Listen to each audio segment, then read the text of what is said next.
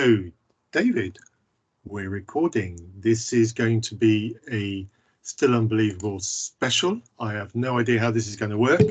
Are you ready with your best humor on this lovely Sunday morning? My best humor is not what it is billed to be. But That yes. was not the answer I was expecting. But, yeah. Ladies and gentlemen, this is Matthew over in Blighty. It is approaching midday for me. It is something stupid in the morning for David. He probably hasn't even had his morning cup of joe yet. That is right. You do say cup of joe over your side, do you? Well, it's not really a law. So Well, we have proper names for things here in the UK. We don't use ridiculous euphemisms. oh, of course not. Never heard a ridiculous euphemism from the UK, that's for sure. No, you haven't. Any ridiculousness is only implied by your ridiculous culture. Right. Anyway, so are you ready for some questions, David? Because I am we know ready we for some love football. we love questions. Have you got a swirly thing in front of your face? Right. I do We have have a questions. swirly thing. So the intellectual side of Chris, has he actually dropped saying that? He has, hasn't he? The intellectual side of Christianity, or you choose whatever verb or adjective you prefer in that bit. But Cameron Bertuzzi has released 3 questions for atheists, and they are knockdown, devastating questions. These are going to stump us for weeks. Isn't that right, David? I've already converted to Christianity. Oh, you disappoint me anew every week. Right. So anyway, Cameron's got some questions. What I'm going to do, it's only a 46-second video. I'm going to play the video through. Then we're going to rewind and go through it again, answering the questions. David, are you ready? I am ready. Let's go for it. All right, I've got 3 more questions for atheists. Here is number 1. Do you believe that our beliefs ought to be proportioned to the evidence? So should we only really believe something if we've got evidence in favor of it?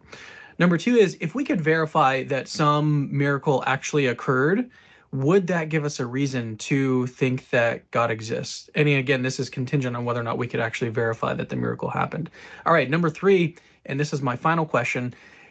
If you're an atheist that cares about truth and thinks that we should proportion our beliefs to the evidence, but then you also think that we've got this unique way to verify whether or not God exists through studying miracles, how many of the millions of miracle reports throughout history have you actually deeply investigated?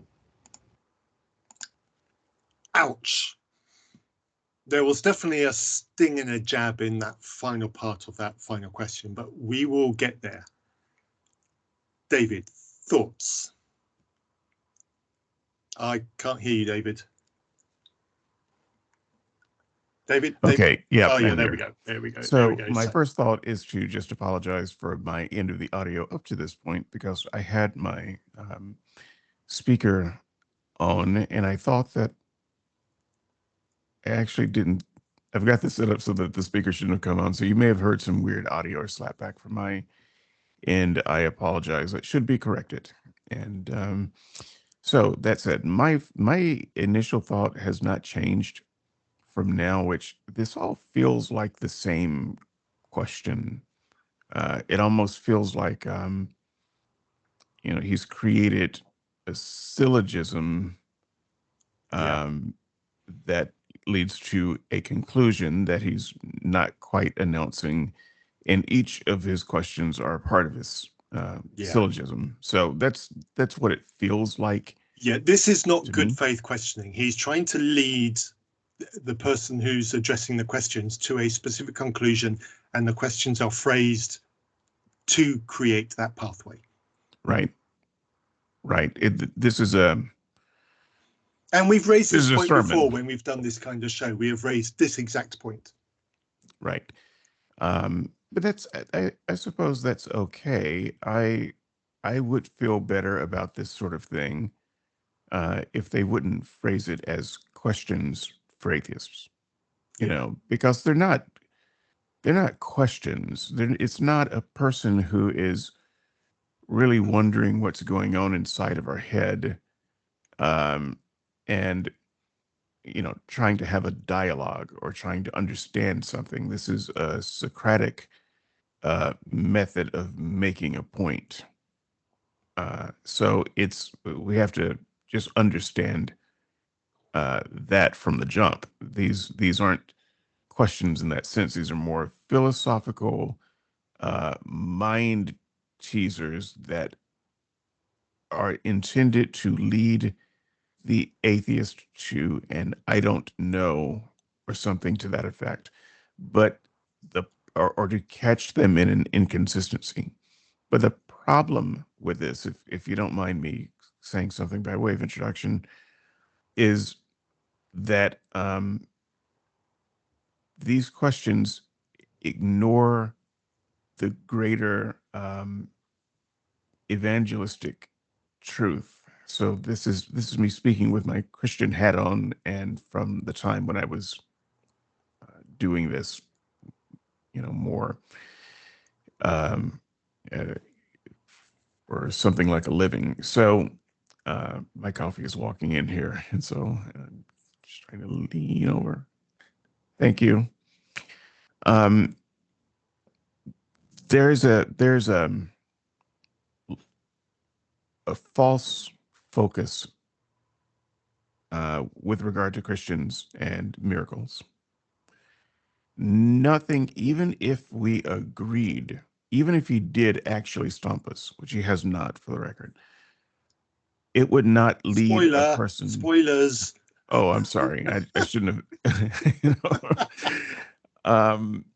Even if it had, though, it would not lead to the thing that is required for conversion, which is relationship with God. And it ignores a lot that the Bible itself has to say about miracles. So yes, the Bible talks about miracles sometimes, especially early in the New Testament, as signs and wonders. Paul, however, almost never talks about miracles. So that's not a big focus of his. And throughout the Bible, uh, other gods have miracles. Other gods have magics. And there are magics coming from other places. And so that in and of itself is never a proof of God. You can compare the magics and say, well, God's magic is better than this other God's magic. But if you just prove that something freaky happened in the world in the Bible, that doesn't prove anything. And so I just need to point you to witches. Witches were real in the Bible. They weren't just some people trying to, you know, be attuned to nature, be good citizens to squirrels. These were people with magic, and they had to be killed. Um, Necromancy was real. It wasn't fake. We see an example of a witch that could necromance a holy man out of the grave. Mm-hmm. You know, that's um that's impressive. We have the whole scene narrated, right? You would think only a god could do that. No, he's not the only one who could do that. In the trials of Moses and Pharaoh and the 10 plagues, Pharaoh's magicians, and by the way, we use the word magicians pretty loosely, they were kind of like prophets for their gods. Their gods could also do magic. They could do the thing. You can say, well, their magic was not as impressive, and God had a fight with these other gods, and God won. But the magics were still there. And so, if all you do as a Christian is point out that some freaky stuff happens in the world, and that, there's a world of metaphysical beings who can do stuff, you still haven't given me God. No. You've just given me a world of possibilities.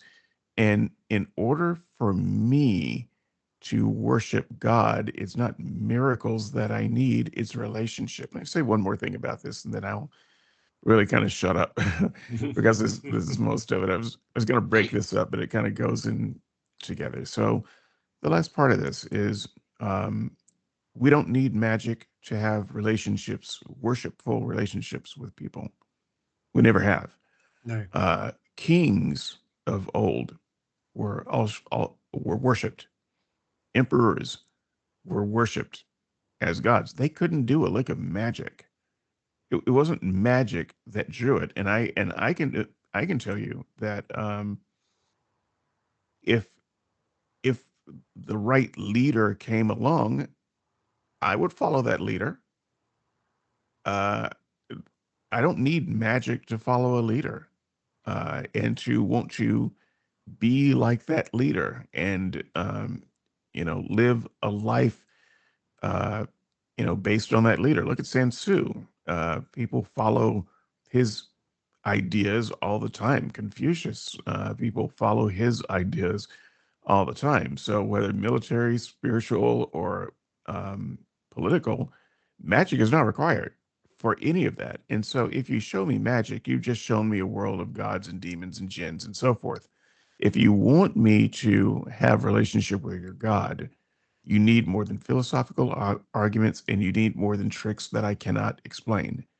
You need to introduce me to the God himself. And there needs to be a creation relationship. And that's the one thing that Christians cannot deliver. And so they're stuck on philosophies about magic. And it's an utter waste of time. It will convert zero people, even if he wins the argument he's trying to start. Yeah. And the point that I'd like to make about this is the nature of the questions, which goes right back to what we were talking about 10 minutes ago or so. A question, sorry, excuse me. A question is a good faith question if the answer to that question increases your knowledge and understanding. These are not that types of questions. The only achievement he gets out of this question is when the atheist says no at the end, he goes, aha, you closed-minded bastard. So Christians, if there's a Christian who ever gets to listen to this, my question for you is, if you think these questions are good and valid questions, answer down there in the comments or reasonpress@gmail.com. I will read that email and give me the knowledge and the information that helps me to understand why you think these questions are good questions, because I don't think a thinking person thinks that these are good questions to ask.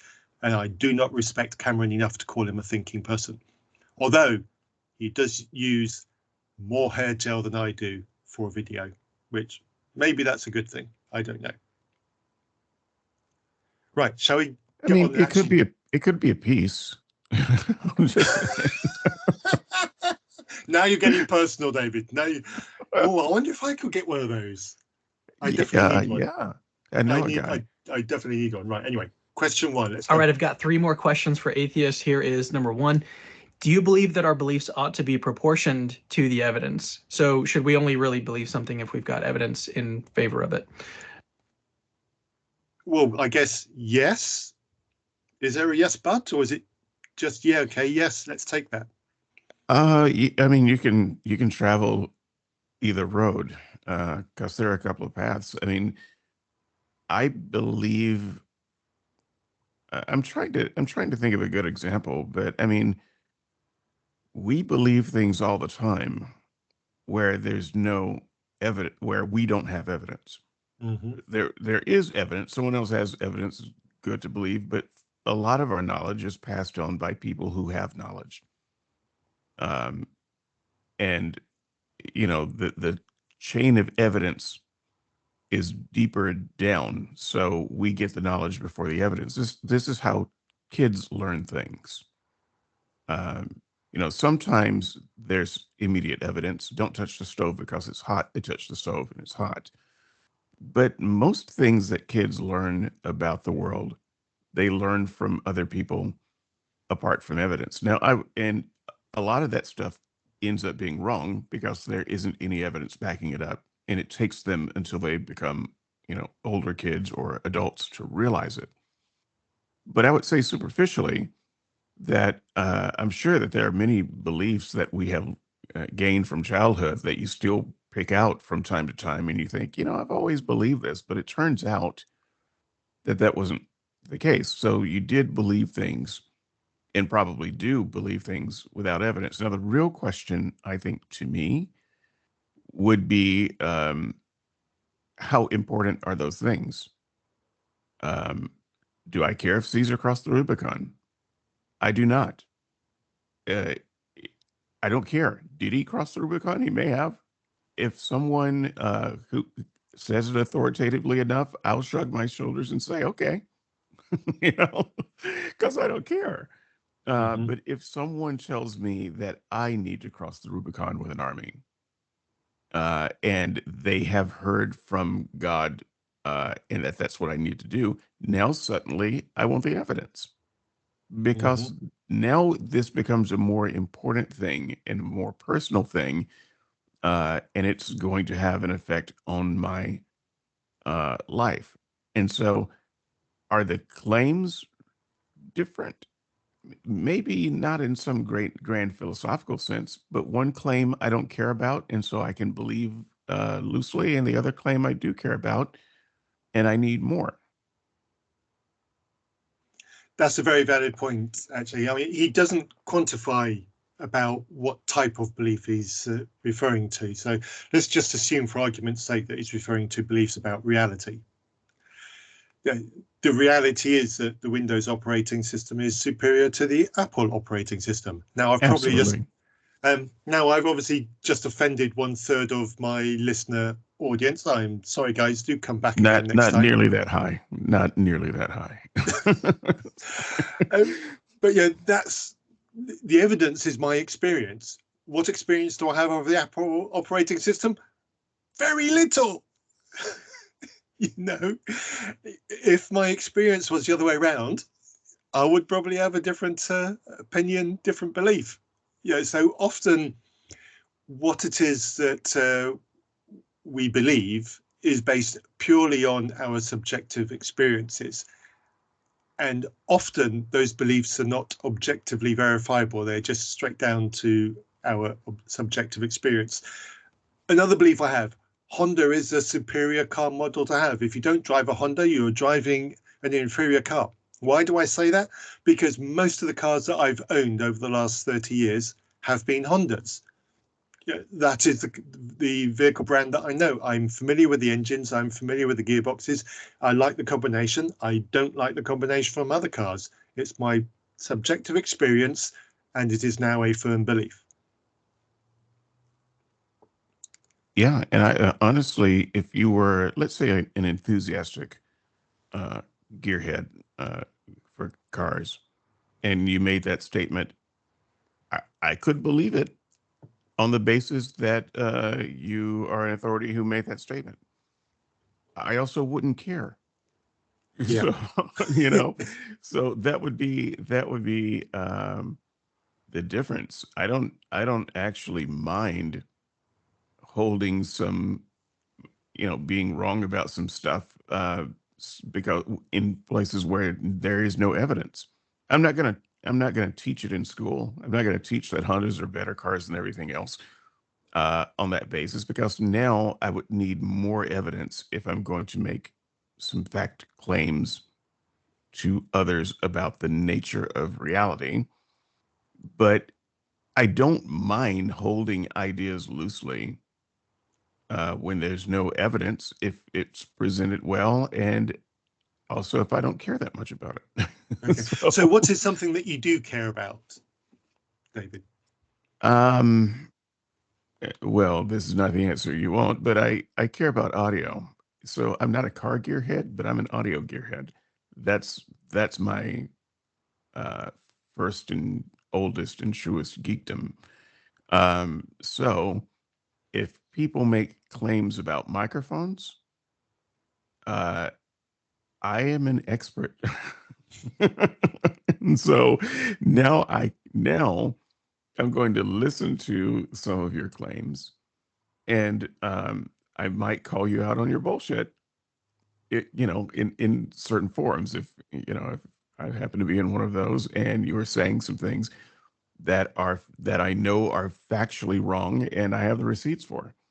Okay. All right, let's put that to the test then, David. Hopefully people can see my video. I'm wearing headphones here. These headphones have got a nifty built-in microphone. I'm going to suggest to you that the microphone that is connected to this headset is actually better quality than this big chunky thing in front of my face. All right, so because of Zoom, yeah, it's too small and not enough of your microphone is in frame, so I can't see what it is. Do you know what your microphone is? No, my microphone is unbranded, but my headphones are Sennheiser. Okay, so already I have to stop you. There's not really any such thing as an unbranded microphone. Well, I don't know what the brand. You're Right. right. You are right. I will grant that. I don't know what the brand is because it's not stamped on the side of it. Okay. I would say that it is possible that the microphone on your headset could be better than your microphone, because your microphone is probably not a premium microphone. You can get, big chunky microphones for $20. And they're simply not very good. And you can pay a couple $100 for a headset and get a microphone that's worth about $50. And so I would not argue that unless I knew what microphone was in front of you. And if I did, I would know the specifications of it probably off the top of my head, or I could look them up. There is hard data that one can look at with microphones, and I could actually tell you, um, just from specs, which microphone would probably be better in which situations. And so you would be making a kind of a falsifiable claim, but we'd have to do a little bit of digging. And in either case, in that case, I still wouldn't need to listen to the microphone to know the truth of the claim, because there are certain truths about microphones where if the specs are true, we can make some judgments without even hearing them. So that what I would say about that claim is that it is a falsifiable claim that can be investigated. And I think that's a key point here. And you used a very important phrase there, hard data. And in this particular example, the hard data will be the frequency range with which the microphones will be able to reliably pick up and transmit to the computer. And for the record, listeners, the reason why I'm talking into the one in front of my face and not the one on my head is because the one in front of my face is the better microphone. Yeah. Well, and right. So there is hard data outside of the experiment, but the experimental data is usually going to win the day with microphones, because you can just speak into both of them and we can hear which one sounds better. That, you see, here's the thing though, because I know so much about microphones, I can just show you that's not always true. My audio may not sound as good as your audio for any of 1,000 reasons, but I can almost guarantee to you that the microphone I'm using is better than the one you're using. So I could be transmitting a bad signal and you could be transmitting a good signal and your audio could sound better. It wouldn't mean that your microphone is better. So again, there are very specific and verifiable, testable, provable factors that you can look at to compare microphones. And then if you set them up where all things were equal, then you could prove it out in the audio. But what we're doing right now doesn't really prove anything. Something as simple as you have a good connection and I have a bad connection to the internet could make one mic sound better than the other.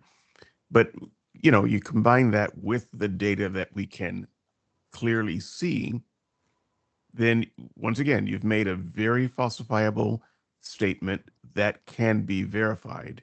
And if Christians want to make those kinds of statements, these falsifiable statements that can be verified and we can look at the data together and we can see it, great. We can answer some of these questions and deal with some of these claims. But so much of what Christians want to do ends up in a gray zone where it can't be falsified. I cannot, for instance, prove that no miracles took place.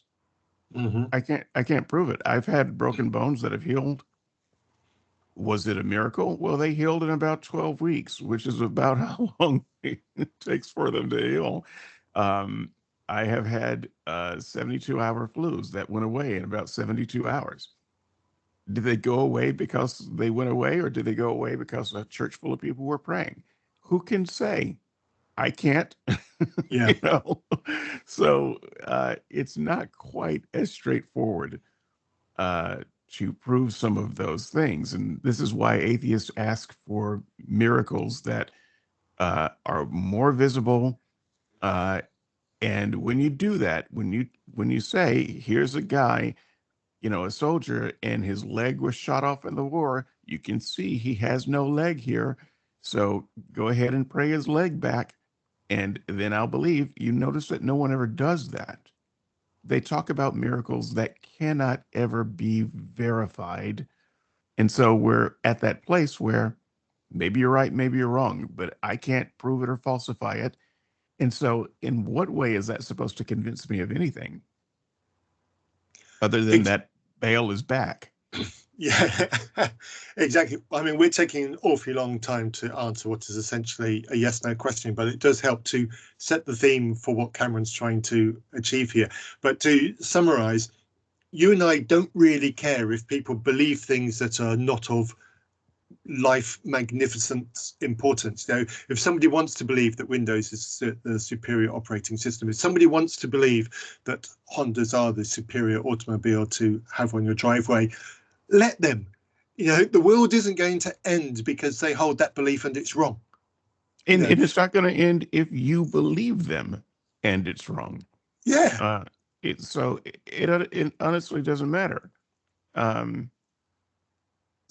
Yeah, I mean, in order for his question to be kind of valid, because he's asking a kind of a philosophical question without specifics, there's no way to really answer his question, which is why I say it's a syllogism in a bigger argument.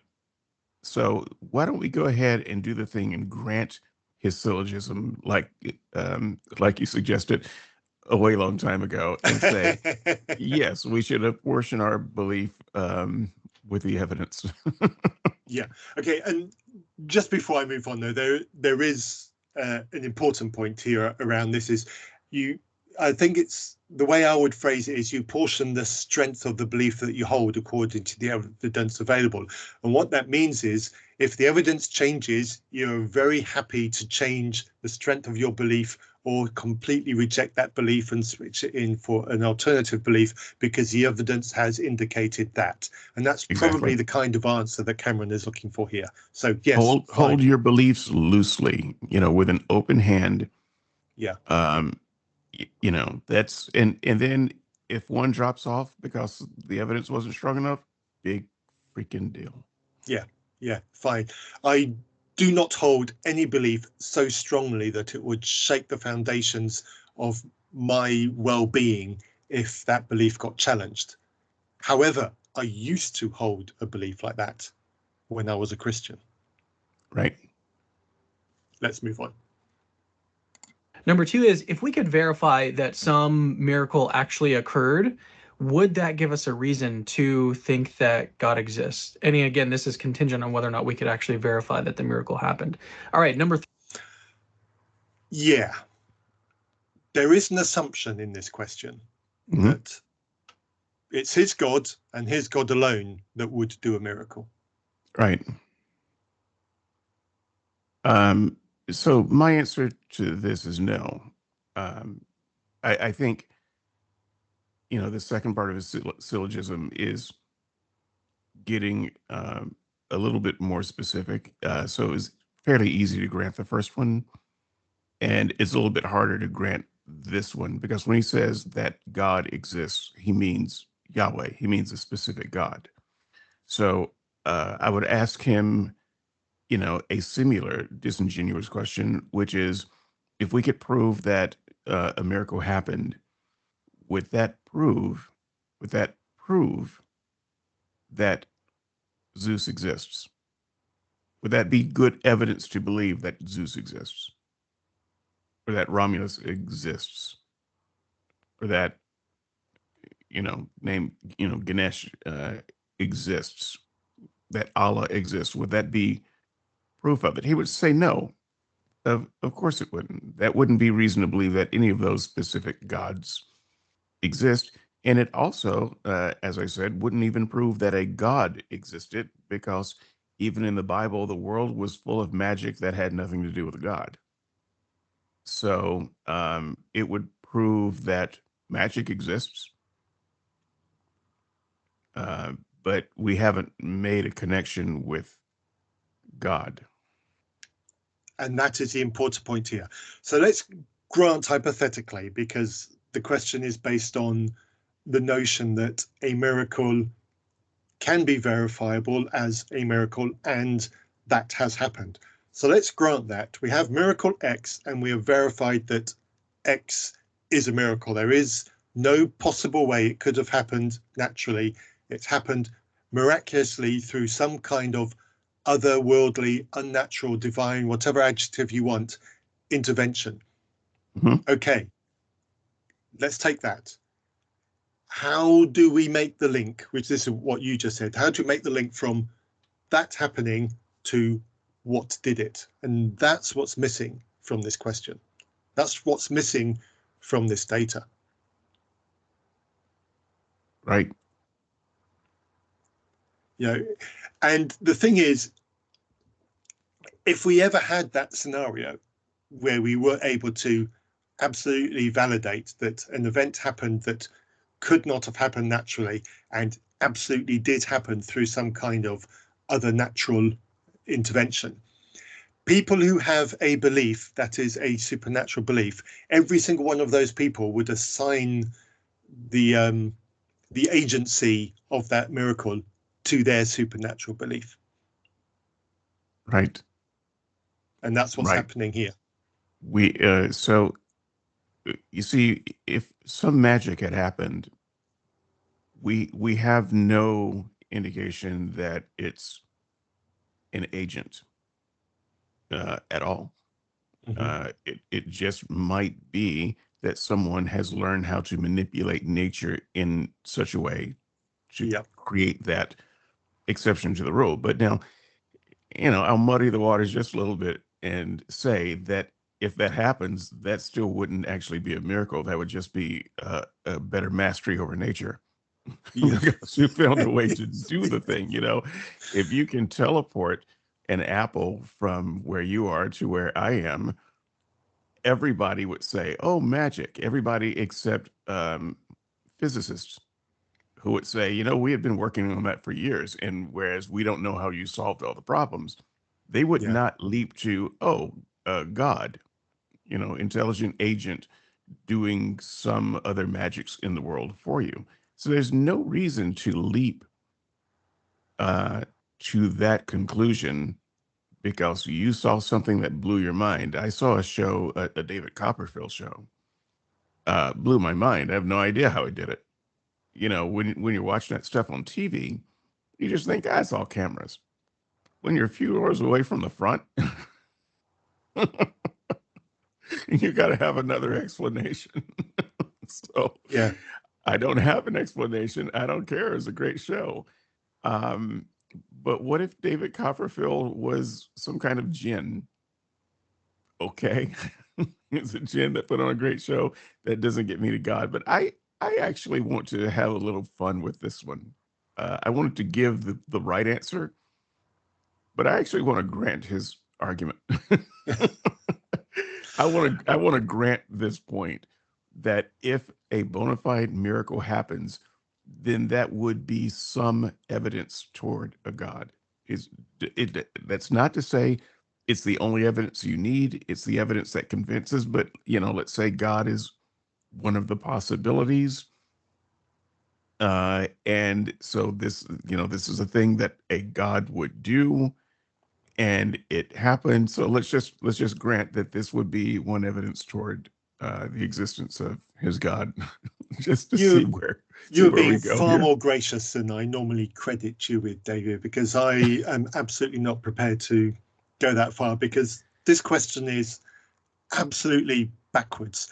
You don't go from the alleged event and then work backwards to, oh, this my preferred supernatural deity therefore did it. First of all, you establish that the deity existed, then you establish that the deity is capable of doing such a thing, then you establish the mechanism by which that deity did that thing. You don't go backwards, you go forwards. And this question is completely topsy-turvy.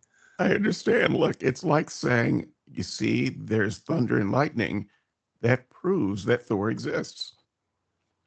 That's what more do you people need? You see the thunder, you see the lightning, you see it struck down that evil person over there, therefore Thor.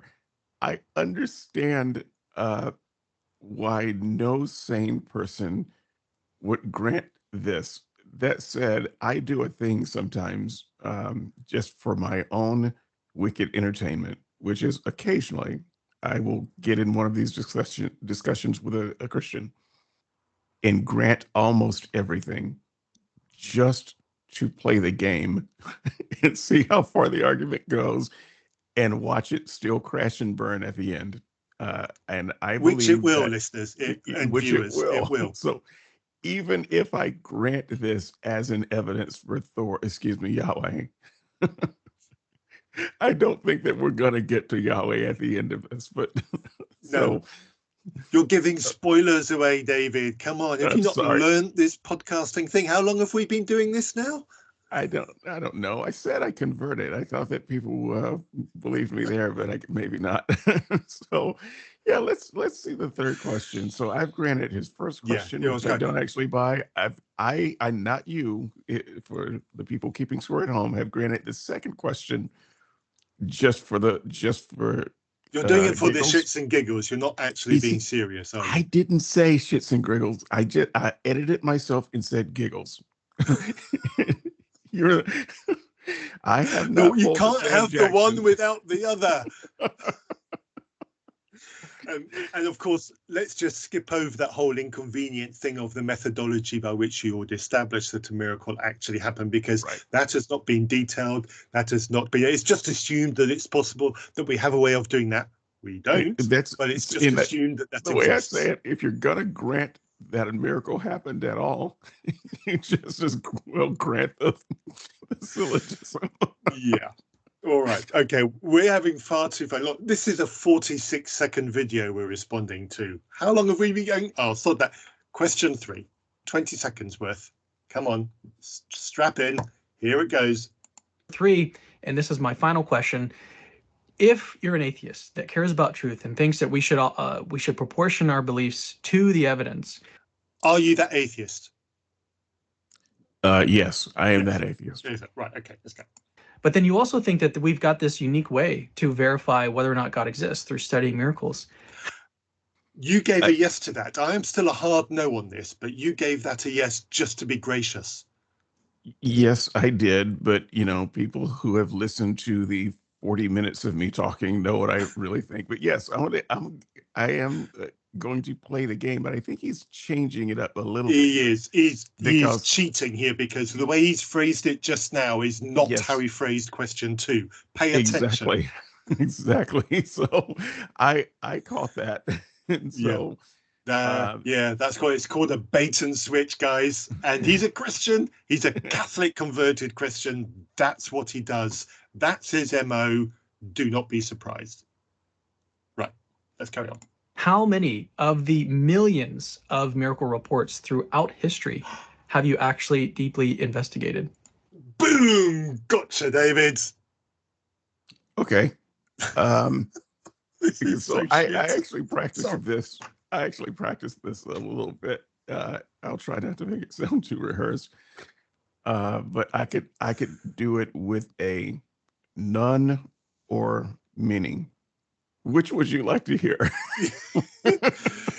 Whichever one ends with mic drop. Oh, damn it. Where's my spare microphone? Damn. My Okay. God. So here's the thing. If the people who believe in God through miracles believe because of the miracles that he has done for them that they have seen, um, then good for them. But what you're telling me is that experiencing a miracle would be good reason to believe in God. I haven't experienced one. So I do not need to examine anyone else's miracle story because they didn't believe based on a story of someone else's miracle. They believed based on their miracle.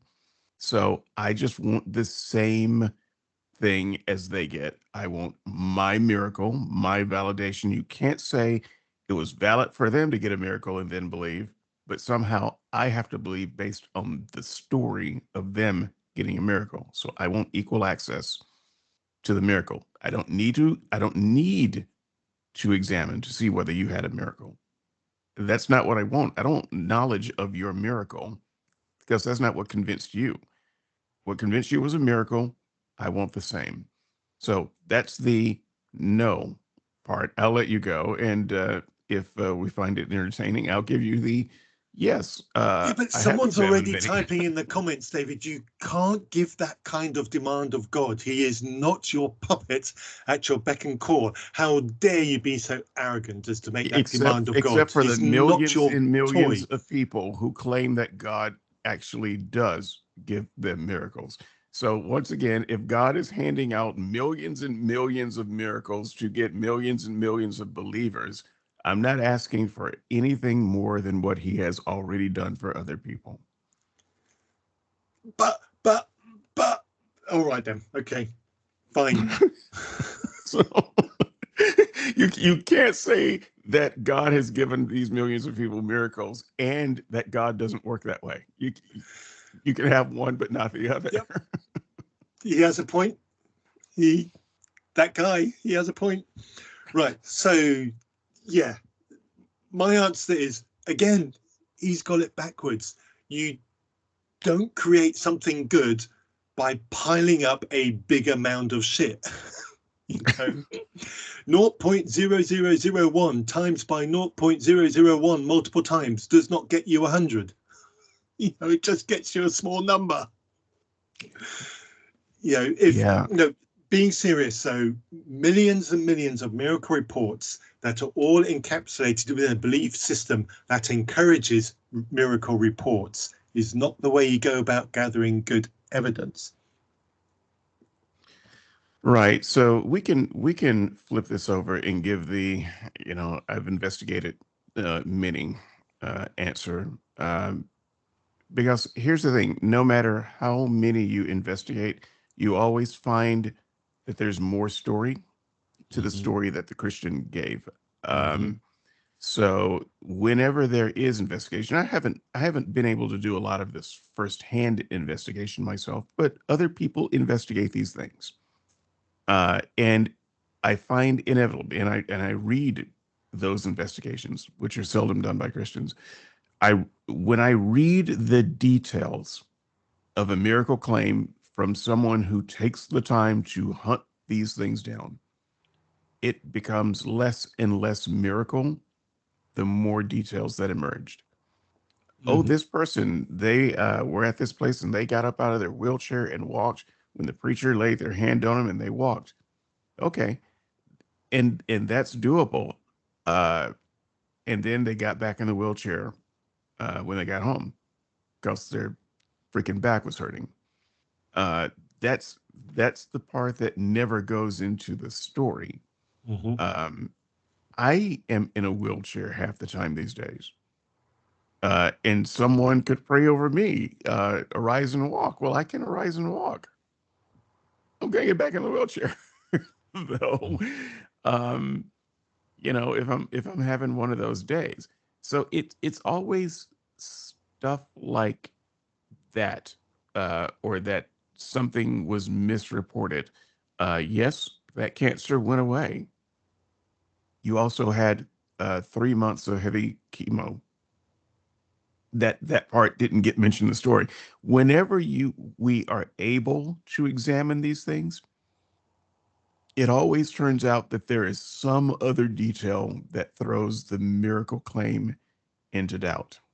And so I would say that I've read enough of those stories to not waste my life chasing down a million stories. Let me add one more point, though. Let's give you your million stories. I'll give you 10 times your million stories for Hindu miracles, because they believe in more gods than you do. And those gods do miracles all the damn time. So let's add those stories. Let's give you some Muslim miracle stories. Let's give you miracle stories for all the gods through history. Are you convinced yet? No. Why? Because you know that stories of miracles are a dime a dozen. Mm-hmm. And you are not convinced by any of those other stories of miracles. You're only convinced, quote unquote, because I don't think you are, by stories of miracles of people on your team. And you want me to ignore all the miracle claims in history and just focus on the ones for your Christian God. But your argument is inconsistent and it fails, because if there are more miracle stories by other gods than your God, then you should believe in those other gods. And I would contend that there are. Yeah. There's something that I absolutely need to say, and it's something I don't say often enough. Claims are not evidence. Saying that there are millions of miracle reports is not evidence that there have been miracles or millions of miracles. 1 second, let me just shut a window. So, okay. Blah. There should be a law against neighbours mowing the lawn on a nice sunny Sunday. God, how inconsiderate of them. Right, Yeah, I mean, okay. they should take off of work and mow it on a Monday. Yeah, absolutely. That's why it begins with M, Mowing Monday. That's a completely different podcast. Video not included. Right, anyway, yes. Just saying that there are millions of miracle reports is not evidence that they are actually miracles. Come on, Cameron, you're better than this. Come He on, is not. Christians, you are better. You're right, he's not. That's why he's dropped that whole intellectual side of Christianity. Anyway, so yeah, so that was it. Yeah, so, and the other thing is, it's not on me to go and investigate every single one of those. If you've got a miracle that you think is a real miracle, and I only need one, I don't need millions. If you've got one absolutely bona fide miracle that does show that it can't have been done naturally, that does show that there actually was agency that got involved in that, and that evidence includes the chain of events that makes that agent your God, then let's have it. Let's go and examine it. I only need one. I don't need multiple ones. Don't gish gallop me. I only need one. But you don't have it. And that's the thing. We've spoken with people. We've had people here on Still Unbelievable who've talked about miracles. I've been on your show talking about miracles. And those ones that have been claimed, I think one of the great ones, the Gary Habermas one about the red shoe on the roof with an NDE or something like that. Apparently, the area of roof where that shoe was supposed to have been was visible from a window on a corridor. Holy crap, it's a miracle. Right. It's always like that when they can be investigated. Yeah, and you go and you pick out some of these big high profile ones that people have started looking, and you see gaps in the evidence chain. You see gaps in what is actually being suggested. And what is happening here, and Cameron and all those Christians who assert miracles are all guilty of it. There is a, oh, but I don't understand this. Oh, there's a bit of a gap here where we don't have knowledge that fills it. I've got something that's a perfect shape to fill that gap, and it's spelt G-O-D. And this is what happens. It is God-gapity. Don't do it. Actual evidence, please. Fill the gaps. So, and if we just want to point out hypocrisy, I could ask this guy, how many Hindu miracles have you personally investigated? How many? Any? Any?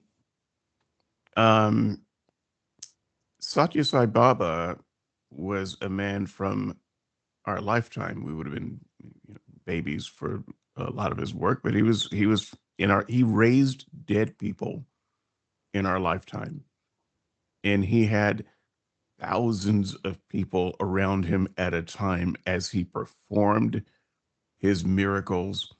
Um, he was maybe bigger than Simon the Sorcerer back in his day, because it's contemporary, and uh, thousands, maybe millions, uh, certainly thousands of people are alive today who can give testimony to him. Have you looked up any of those miracles of Satya Sai Baba? Uh, Sir, no, you haven't, because you don't care about it at the end of the day.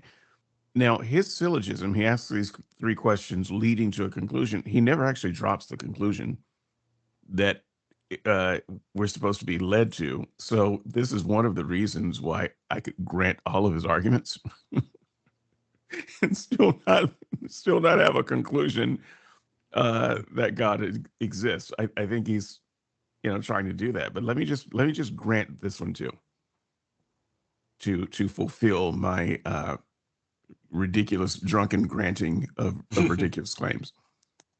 Um, so all of these miracle claims point to a miracle happening, which points to a God being real. Okay. We can also provide counter arguments that a lot of these miracle claims, when investigated, end up not being miracle claims at all. And so we can't really verify that any miracles have happened, but we'll grant all that too. So a God exists. Maybe even your God exists. So where does that get us? Because your God still hasn't granted me a miracle, and forget a miracle, because I've said before, I could follow someone without a miracle. He still hasn't introduced himself to me. We haven't sat down and chatted. Um, he's done nothing to create relationship with me. I have stories of him creating relationships with other people, but what about that relationship um, has happened for me?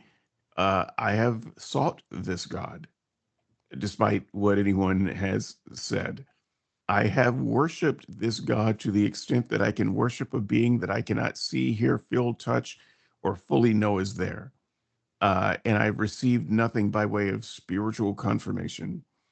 So at the end of the day, if your God exists, he seems to have rejected relationship with me. And so it's actually at his door at this point to create that relationship, because I have tried, and I am told that it's not me who does the creating a relationship; it's a spirit. Great. Well, I'm here. He knows my address. I know this makes Christians mad, um, but anything that a Christian would say, well, here's what you're supposed to do to get to the next step, I've already done. I've done it more and better than you. I feel confident in saying that.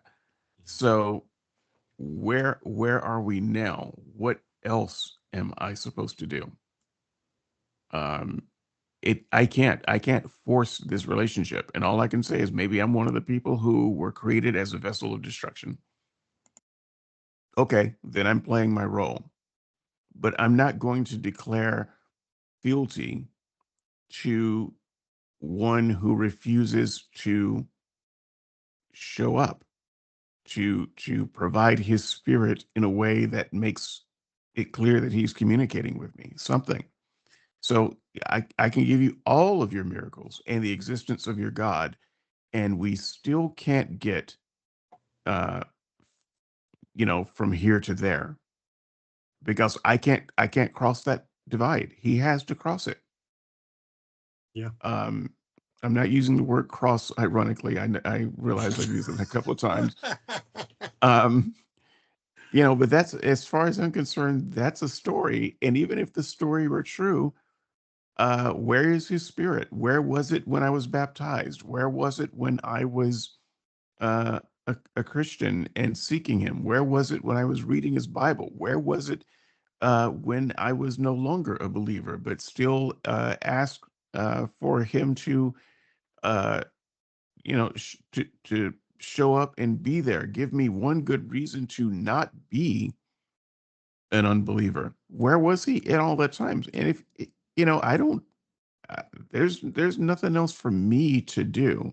So your proof of miracles that prove your God existing does not create another convert, because it can't. There's nothing that I can do with that information. So at the end of the day, your God's going to have to show up. Yeah. Thank you for that, David. My closing thoughts are in the form of an anecdote. I was listening to a podcast, I think it's a couple of years ago, and on it somebody was being interviewed who makes a career out of investigating these kinds of miracle claims.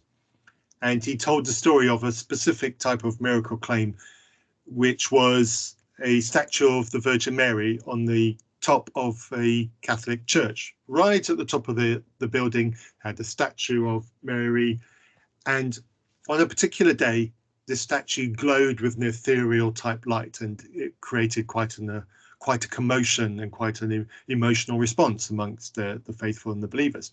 So this guy came down and he investigated, and it took him some time, and he checked what's going on. But basically what the result was when a certain level of cloud cover and the moon is in a certain point in the sky and at full, it creates a reflection of the light, and the light ends up illuminating Mary because of the angle, but not the rest of the church. So the Mary statue glows with the reflected moonlight, while the rest of the building does not under these particular conditions. And he went and checked back to what the weather was like on the day of the report and found that it matched. So that's what he presented to the church as his conclusion as to what happened. And after he'd done that, this lady came up to him and said, "You know what?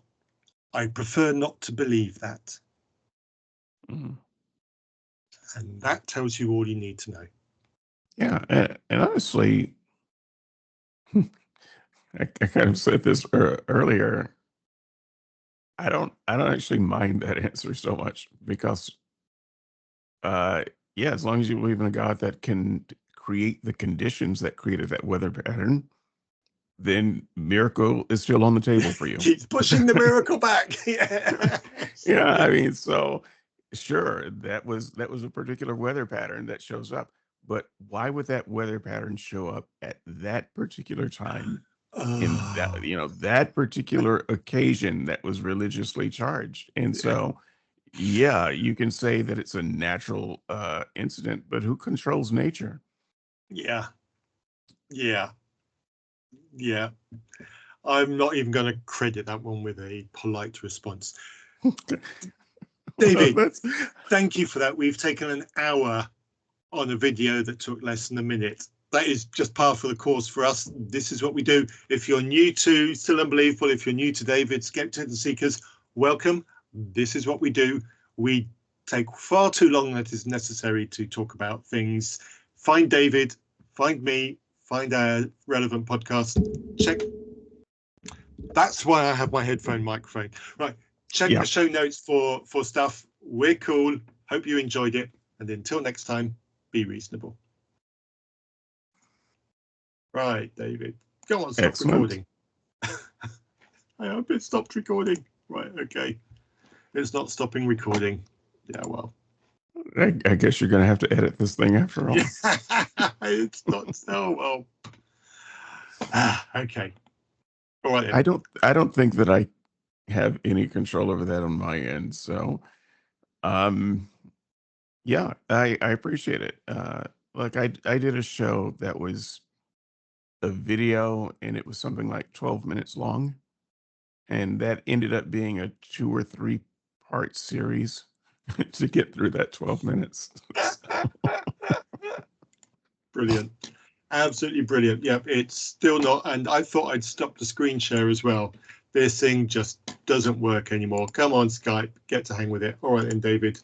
See you next time. Cheers, dude. All right. Bye-bye.